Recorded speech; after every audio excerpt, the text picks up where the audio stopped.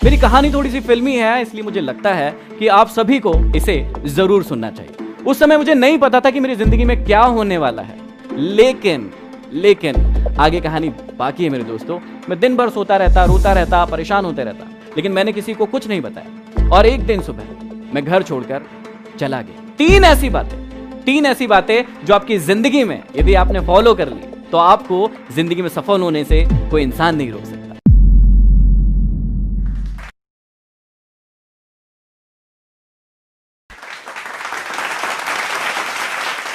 नमस्कार दोस्तों, मेरा नाम है महेंद्र दोगने और आप सभी लोग मुझे एमडी मोटिवेशन के नाम से जानते हैं। मैं रहता हूं मध्य प्रदेश के सबसे छोटे डिस्ट्रिक्ट हरदा में। मेरी कहानी थोड़ी सी फिल्मी है, इसलिए मुझे लगता है कि आप सभी को इसे जरूर सुनना चाहिए। इस कहानी की शुरुआत होती है 7th क्लास से।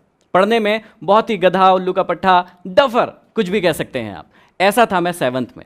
जैसे तैसे मैं क्लास पढ़ ही रहा था कि मुझे सप्लीमेंट्री आ गई 7th क्लास में, और उस क्लास को जैसे तैसे मैंने पास किया। आगे मेरी कहानी यहीं रुकने वाली नहीं थी, कहानी की तो अभी सिर्फ शुरुआत हुई थी। मैं आगे 8th क्लास को जैसे तैसे पास करके 9th क्लास में पहुंचा, और उस समय एक्सीलेंस स्कूल की शुरुआत हुई थी। उस स्कूल का नियम था कि जो भी बच्चा यहां पर फेल होगा उसे भगा दिया जाएगा। आप जान के आश्चर्य करेंगे कि उस साल, जिस साल ये स्कूल स्टार्ट हुआ था, उस पूरे स्कूल में एक ही बच्चे को सप्लीमेंट्री आई थी, वो था मैं। और आपको उससे ज्यादा जानकर आश्चर्य होगा कि उस साल उस सप्लीमेंट्री की परीक्षा को भी मैं पास नहीं कर पाया। मैं फेल हो गया और स्कूल से मुझे निकाल दिया गया। मैं बहुत परेशान हो गया, मैं चिंतित हो गया, क्योंकि लोग मुझे परेशान करने लगे। मेरे फ्रेंड सर्कल मुझे परेशान करने लगे। जब भी मैं रोड पर जाता था वो मुझे गालियां देते थे, कहते थे अरे देखो फेलियर आ गया, ये तो फेल हो गया था। कागज के टुकड़े फाड़ फाड़ कर मुझ पर उड़ाते थे। मैं बहुत दुखी हुआ, बहुत रोया, और मैंने डिसीजन लिया कि मैं आगे पढ़ाई नहीं करूंगा। लेकिन घर वालों ने जैसे तैसे मनाया कि तुझे फिर से पढ़ना पड़ेगा। मैंने कहा नहीं पढ़ूंगा। उन्होंने कहा कि तुझे पढ़ना पड़ेगा और फिर से 9th क्लास पढ़ना पड़ेगा। ये सबसे बड़ा टेंशन था मेरे लिए, क्योंकि वही क्लास फिर से पढ़ना मेरे लिए पॉसिबल नहीं था। जैसे तैसे करके एक गवर्नमेंट स्कूल में मुझे एडमिशन मिला, ये कह के कि भैया इसको एडमिशन क्यों दे रहे हो, ये तो एक्सेलेंस स्कूल से फेल है, इसे एडमिशन दोगे तो और ही हमारी स्कूल का नाम खराब होगा। उसके बाद मुझे जैसे तैसे एडमिशन मिला। मैं स्कूल में गया और मैंने एक चीज़ डिसाइड की कि अब मैं जितनी भी चीज़ें करता हूं लाइफ में, मैं स्पोर्ट्स में बहुत अच्छा था। 1500 मीटर जो रनिंग होती है उसमें मैंने स्टेट खेला हुआ है, जो खो खो होता है उसमें मैंने स्टेट खेला हुआ है, एनसीसी में सीएसएम था, बहुत सारी दूसरी एक्टिविटी में मेरा बहुत मन लगता था, लेकिन सिर्फ एक चीज़ में मन नहीं लगता था, और वो थी मेरी पढ़ाई। लेकिन अब मैंने डिसाइड किया कि यदि अब पढ़ना है तो अच्छे से पढ़ना है। मैंने सारी एक्टिविटीज़ को खत्म कर दिया अपनी ज़िंदगी से, किसी भी एक्टिविटी को अपनी ज़िंदगी में आने नहीं दिया। और उसके बाद क्या हुआ, 9th क्लास में मैंने खूब पढ़ाई की, 10th क्लास में मैंने खूब पढ़ाई की, और मैं बना टॉपर उसी स्कूल का जहां पर मैं फेल होकर गया था। तो जहां पर मैं फेल होकर गया था वहीं से टॉपर बना। ये खबर जो है मेरे छोटे से डिस्ट्रिक्ट में, हरदा में, पूरी जगह फैल गई। और हुआ ये कि मैं 9th से ही इंग्लिश का मुझे बोलने का बड़ा शौक था। मैंने एक इंस्टीट्यूट ज्वाइन किया था जहां पर मैं कॉम्पिटिशन एग्जाम की तैयारी भी करने लगा था। अब उसी समय में ये हुआ था कि एक मेरी लाइफ की बहुत ही मजेदार सी घटना है जिसने शायद मेरी पूरी जिंदगी को बदल कर रख दिया। मुझे बचपन से ही गरबा करने का बड़ा शौक था, डांस करने का बड़ा शौक था, और पता नहीं क्यों ऐसा होता है, पता नहीं क्यों, मैं ठीक ठाक हूं लेकिन पता नहीं क्यों मुझे लड़कियों जैसा रहना बड़ा पसंद था। मुझे बड़े बाल रखने बहुत पसंद थे, मुझे उनकी तरह तिलक लगाना बड़ा पसंद था। तो जब भी मैं गरबा करने के लिए जाता था तो वैसे ही बाल, वैसे ही तिलक और वैसे ही कुछ कुछ चीज़ें पहन के जाता था। अब क्योंकि मैं छोटा था और बड़े जो भाई लोग थे उनके ग्रुप में था, मुझे सबसे आगे खड़ाया जाता था क्योंकि मेरी एंट्री शानदार होती थी, कुछ अलग सी हरकतें करता था मैं। जब मेरी एंट्री हुई, वैसे मेरे पिताजी एक मैकेनिक है, हमारी शॉप है, और वैसे वो कहीं नहीं जाते हमारा प्रोग्राम देखने, कुछ भी देखने नहीं जाते, लेकिन कहते हैं ना किस्मत में जो लिखा है वो होके रहता है। वो उस दिन गरबा देखने के लिए आए। मेरी एंट्री हुई, लोग आसपास में खड़े थे उनके। जैसे ही मेरी एंट्री हुई, मेरे लहराते हुए बाल मुझे बड़े अच्छे लग रहे थे, लेकिन हुआ क्या, लोगों ने कहना शुरू कर दिया कि ये कौन पागल लड़का है, ये कैसा लड़का है जो लड़कियों की तरह रह रहा है। उसके बाद मेरे पिताजी से ये सुनते नहीं बना, वो वहां से घर चले गए। उन्होंने मुझे उस दिन कुछ नहीं कहा, लेकिन अगले दिन मेरे पिताजी मेरे अंकल के साथ बैठे हुए थे। अंकल ने मुझे बुलाया, कहा बेटा इधर आओ, ये क्या कर रहे हो, ये क्या हालत बना रखी है, लोग कह रहे हैं कि तुम लड़की जैसे दिखते हो। कल तुम्हारे पिताजी को ये कहने में शर्म आ गई कि तुम उनके बेटे हो, वो ये भी नहीं कह पाए। मुझे इस बात ने बड़ा दुखी किया। उस समय मुझे नहीं पता था कि मेरी जिंदगी में क्या होने वाला है, लेकिन आगे कहानी बाकी है मेरे दोस्तों। मैं बताता हूं कि उसके बाद क्या हुआ उसी ग्राउंड पर। उसके बाद मैंने 9th क्लास जैसे तैसे निकालना शुरू किया। 10th क्लास में मैंने टॉप किया, कॉम्पिटिशन एग्जाम की तैयारी करने लगा, ब्रिलियंट स्टूडेंट बन गया। उसके बाद मेरा सिलेक्शन हुआ 12th क्लास में स्टेट बैंक ऑफ इंडिया में।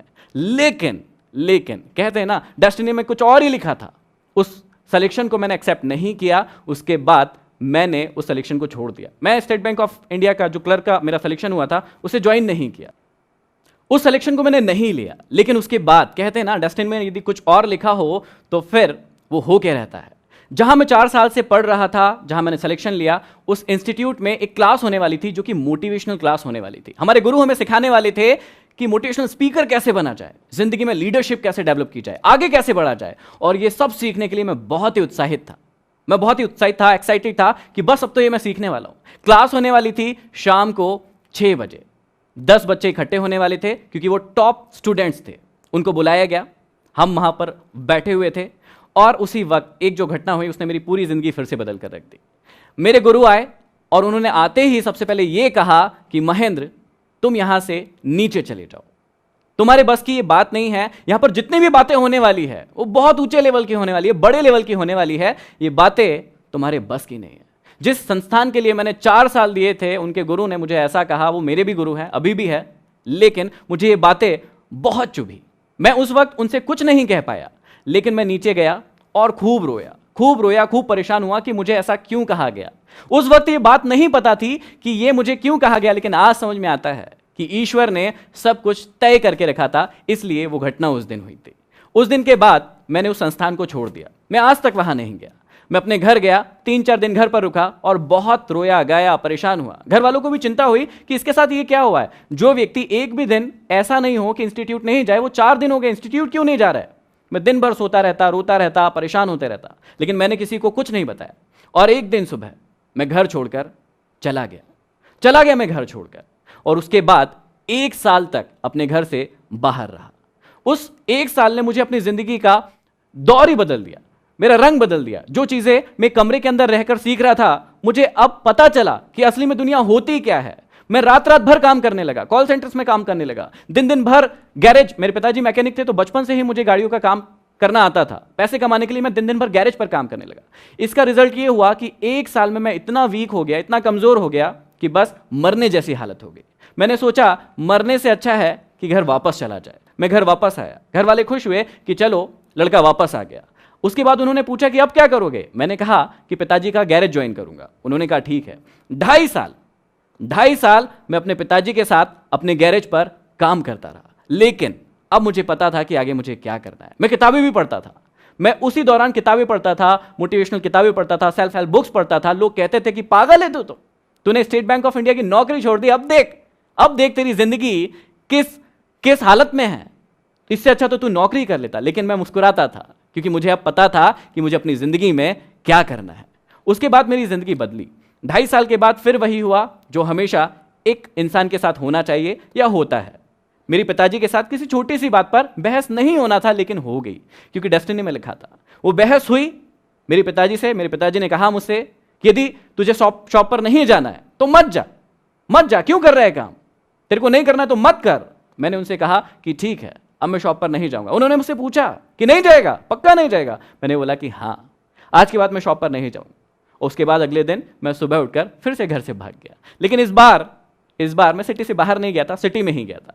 शाम तक लोग परेशान होने लगे, मुझे ढूंढने लगे, लेकिन मैं एक इंस्टीट्यूट में जाकर बैठकर पढ़ने लगा। दिन भर पढ़ा। मैंने अपना फोन ऑफ कर दिया।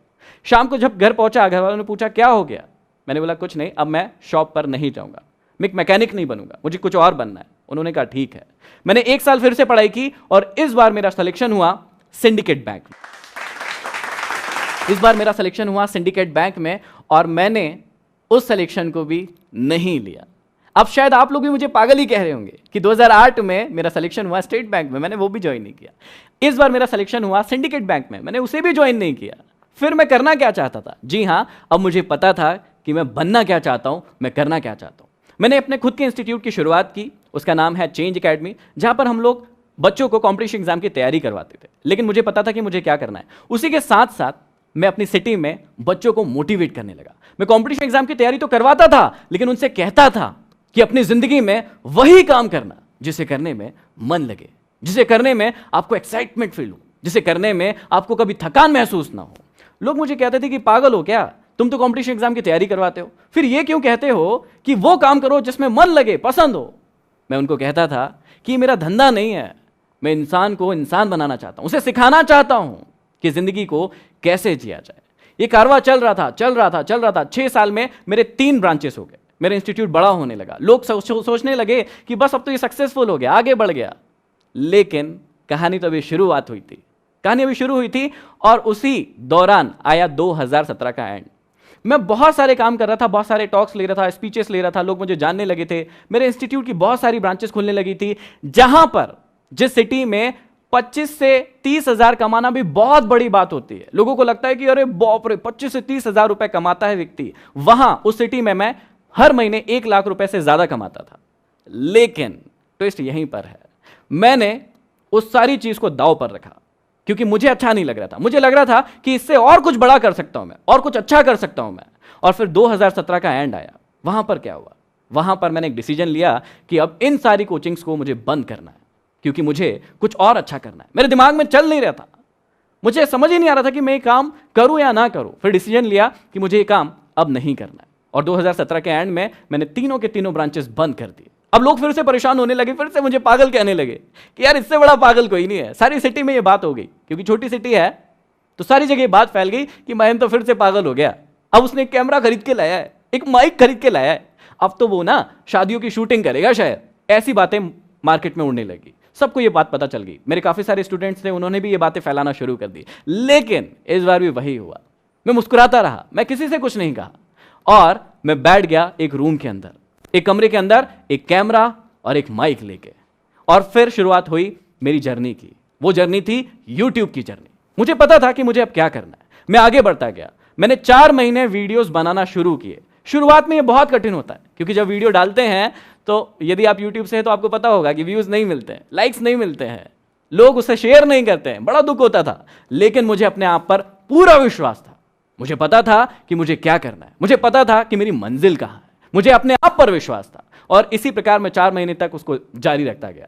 हुआ क्या, उसका रिजल्ट ये हुआ कि 5वें महीने में मेरा एक वीडियो वायरल हुआ, और वो इतना वायरल हुआ कि उसे 6.3 मिलियन लोगों के द्वारा सिर्फ 15 दिन के अंदर देखा गया। सिर्फ 15 दिन के अंदर 6.3 मिलियन व्यूज मिले, और मेरी आवाज हर हिंदुस्तानी तक पहुंच गई, और लोग मुझे मेरी आवाज के कारण जानने लगे, लोग मुझे एमडी नाम से जानने लगे। अब यहां पर कहानी रुकने वाली नहीं थी, मैंने और वीडियोस डालना शुरू किया, मैं और पॉपुलर होता गया। मुझे radio station, talk show, magazines, newspaper, सब जगह से ऑफर आने लगे कि हमारे यहाँ आइए, हमारे यहाँ टॉक लीजिए, हमारे यहाँ सेमिनार कीजिए। और इसने मेरी जिंदगी पूरी तरीके से बदल दी थी। जो मैं सपना देखता था, जब मैं आईने के सामने खड़ा होता था, मैं देखता था कि मैं तो हीरो हूं, वही फीलिंग मुझे आने लगी, और मैं आगे बढ़ता गया। आप सभी ये जानने के लिए बहुत ही एक्साइटेड होंगे कि एक लड़का जिसे 7th में सप्लीमेंट्री आई, 9th में सप्लीमेंट्री आई, वो फेल हो गया, घर से भाग गया, गैरेज पर काम किया, आज पूरे हिंदुस्तान नहीं और भी कंट्रीज में जाना जा रहा है अपने काम के कारण। तो ऐसी कौन सी सफलता की ट्रिक्स है, टिप्स है, जो आप लोगों को यदि मैं बताऊं तो आप लोग भी अपनी जिंदगी में सफल हो सकते हैं। वही टिप्स मैं आपसे शेयर कर रहा हूं। 3 ऐसी बातें जो आपकी जिंदगी में यदि आपने फॉलो कर ली तो आपको जिंदगी में सफल होने से कोई इंसान नहीं रोक सकता। पहली टिप, हमेशा खुद पर विश्वास करना।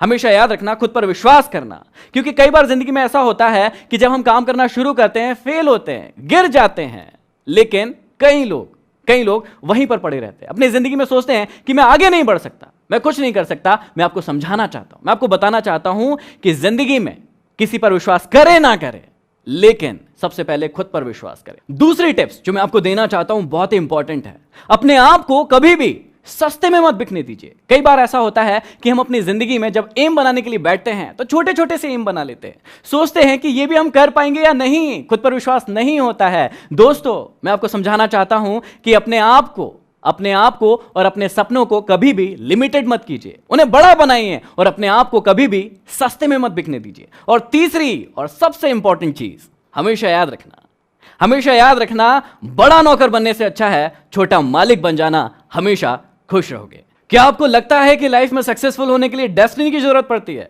यदि आपको लगता है हां, तो कमेंट बॉक्स में कमेंट कीजिए, इस वीडियो को लाइक कीजिए और ज्यादा से ज्यादा शेयर कीजिए, सब्सक्राइब कीजिए जूस टॉक्स। 2003 में मेरे हस्बैंड एक्सीडेंट एक्सपायर हो गए थे। मैंने कभी अपनी लाइफ में किसी की मौत नहीं देखी थी। वो फर्स्ट मौत थी जो मैंने अपने हस्बैंड की देखी थी। एक्सीडेंट्स में सारे मेरा डैमेज हो गया शरीर, सिर्फ एक सांस थी जो धड़क रही थी। पैसों की दिक्कत इतनी बढ़ गई थी कि मैं बता नहीं सकती आप लोगों को कि एक एक रुपए के लिए हम मोहताज हैं। आप टैक्सी चलाओ या हवाई जहाज चलाओ, मुझे मेरी मम्मी चाहिए, मुझे कोई नहीं फ़र्क पड़ता। मेरी मम्मी में वो हिम्मत है जो कर सकती है।